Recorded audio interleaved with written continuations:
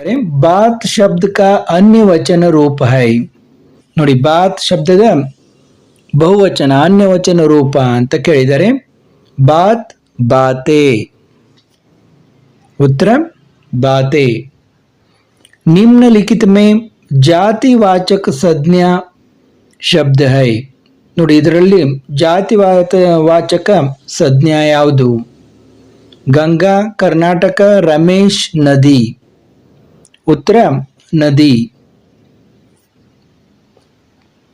Rahim dash by है रिक्त स्थान में सही सर्वनाम शब्द रहीम मैं मेरा मेरी उन्होंने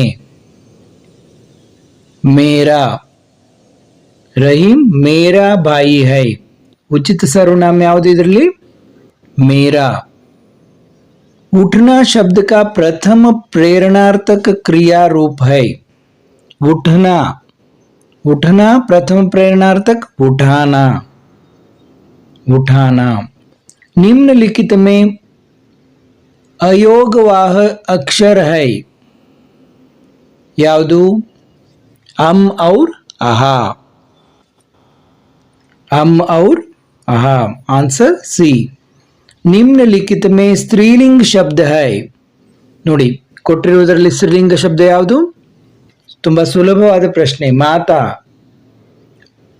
सौगात शब्द का समानार्थक रूप है समानार्थक रूप है उपहार आंसर डी उपहार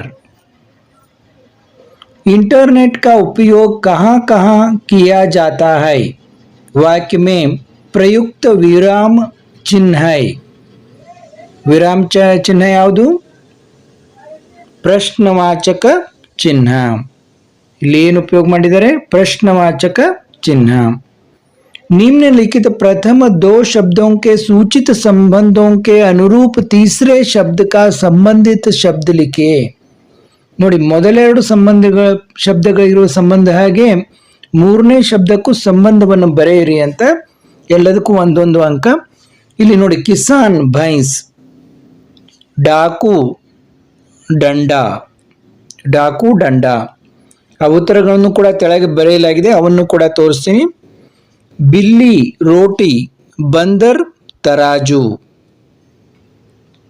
दर्जी कपड़े सिलाना ड्राइवर गाड़ी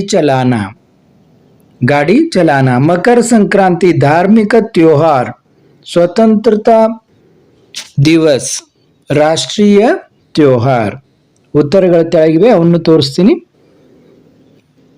निम्नलिखित प्रश्नों के उत्तर एक एक पूर्ण वाक्यों में लिखिए हमें किस पर बलि बलि जाना चाहिए हमें मातृभूमि पर बलि बलि जाना चाहिए रोहन अब कहाँ से आया है रोहन अब बेलगांव से आया है क्रिसमस त्योहार कब मनाया जाता है क्रिसमस त्योहार 25 दिसंबर को मनाया जाता है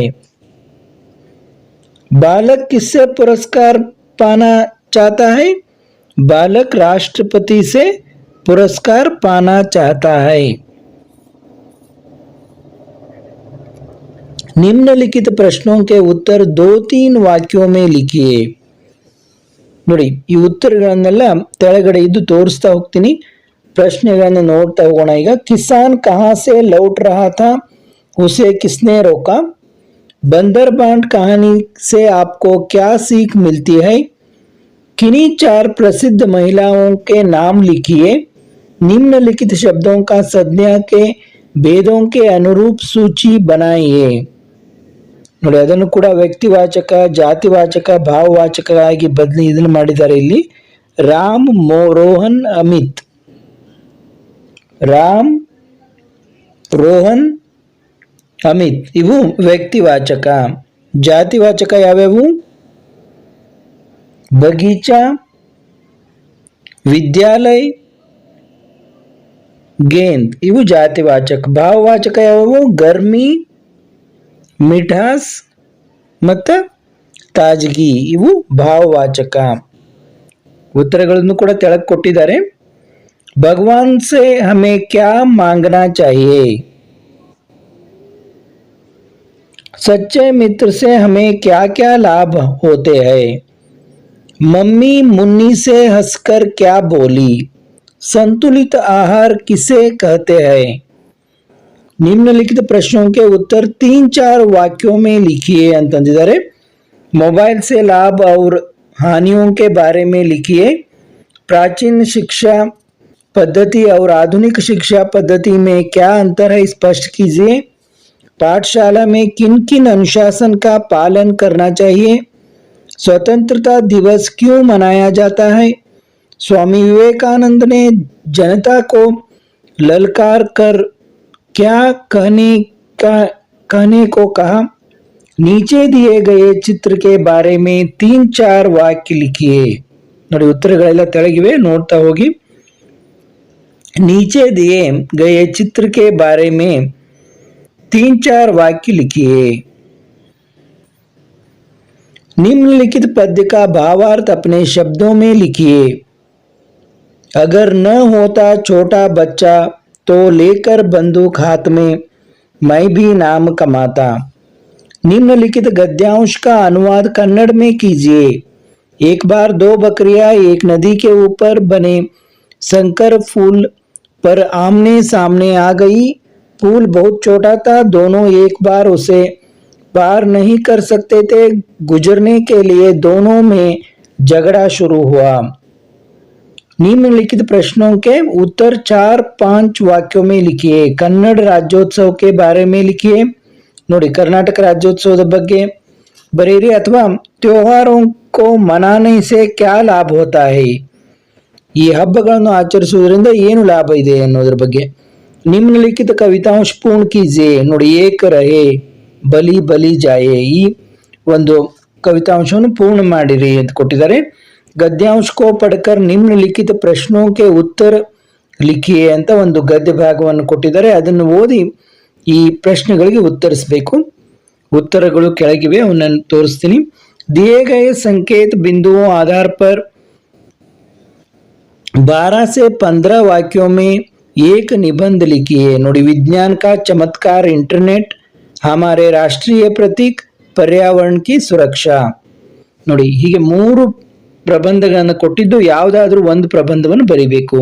निम्नलिखित विषय के बारे में पत्र लिखिए. अपने प्रधान अध्यापक को 3 दिन की छुट्टी मांगते हुए पत्र लिखिए. ನೋಡಿ ನಿಮ್ಮ ಪ್ರಧಾನ ಅಧ್ಯಾಪಕರಿಗೆ 3 ದಿವಸದ ಒಂದು ರಜೆಯನ್ನು ಕೇಳಿ ಪತ್ರವನ್ನು ಬರೆಯುವುದು. ಅಥವಾ अपने मित्र को जन्म दिवस की बधाई देते हुए पत्र लिखिए. ಜನ್ಮ ದಿವಸದ ಹುಟ್ಟುಹಬ್ಬದ ಒಂದು ಶುಭ ಕೋರಿ ಒಂದು ಪತ್ರವನ್ನು ಬರೆಯಿರಿ ನಿಮ್ಮ ಗೆಳೆಯನಿಗೆ ಅಂತ ಕೊಟ್ಟಿದ್ದಾರೆ. ಎಲ್ಲ ಉತ್ತರಗಳನ್ನು ಹಾಗೆ ನೋಡ್ತಾ ಹೋಗಿ. ವಿಡಿಯೋ ತುಂಬಾ ದೊಡ್ಡದಾಗೋದ್ರಿಂದ ಇಲ್ಲಿ ಒಮ್ಮೆ ಉತ್ತರಗಳನ್ನು ತೋರಿಸ್ತಾ ಇದ್ದೀನಿ. ಎಲ್ಲ ಪ್ರಶ್ನೆಗಳಿಗೂ ಉತ್ತರಗಳನ್ನು ಬರೆಯಲಾಗಿದೆ.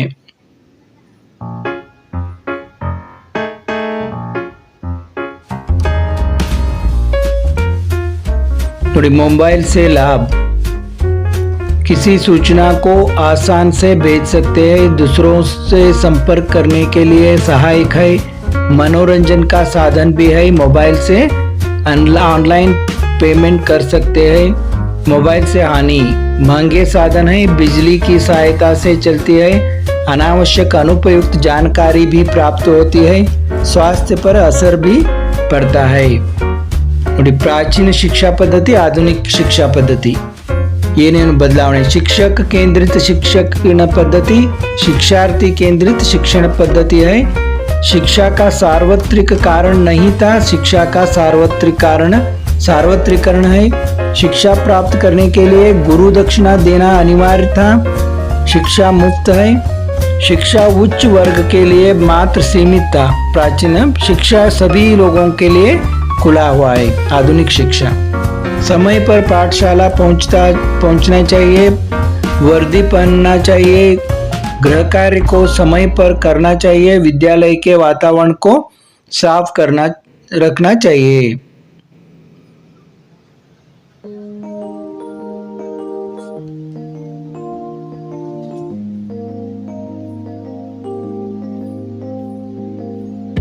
ನೋಡಿ, ಎಲ್ಲ ಉತ್ತರಗಳಿಗೆ ಪ್ರಶ್ನೆಗಳಿಗೆ ಉತ್ತರವನ್ನ ಕೊಟ್ಟಿದೆ, ನೋಡ್ತಾ ಹೋಗಿ.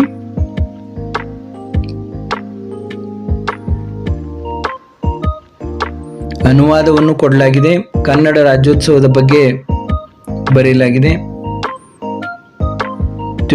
ಹಬ್ಬಗಳ ಮಹತ್ವಗಳ ಬಗ್ಗೆ ಕೂಡ ಬರೆಯಲಾಗಿದೆ.